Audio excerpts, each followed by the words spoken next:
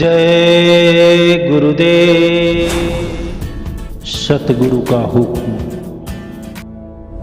वैसे तो सबसे बड़ा हुक्म सतगुरु का सिर्फ और सिर्फ सुमिरन भजन करना है।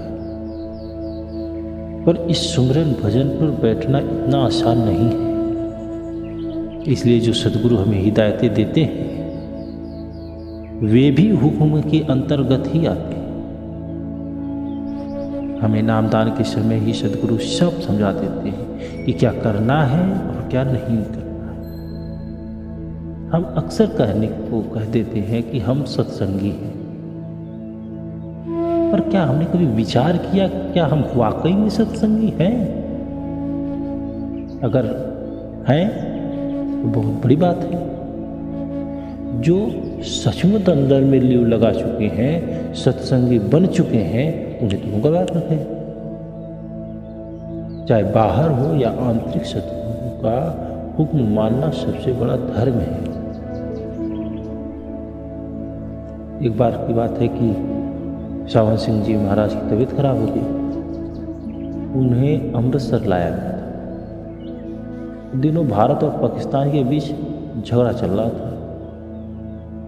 उस समय राधा स्वामी डेरा सबसे सुरक्षित जगह थी, जहाँ फंसे लोग रहते थे और दंगे फसाद होने का कोई डर भी नहीं था। उसमें सावन सिंह महाराज जी का हुक्म था कि कोई भी डेरे के बाहर या महाराज जी की तबीयत पूछने के लिए अमृतसर न आए। उस समय महाराज चरण सिंह जी वहाँ गांव के पास में थे। वे जब डेरे आए तो देखा कि वहाँ सिवाय सरदार बहादुर जगत सिंह जी के सिवाय कोई नहीं था। महाराज जी ने पूछा और उन्होंने बताया कि बड़े महाराज जी की तबीयत ठीक न होने के कारण सभी लोग अमृतसर गए। महाराज चरण सिंह ने कहा तो आप गए नहीं?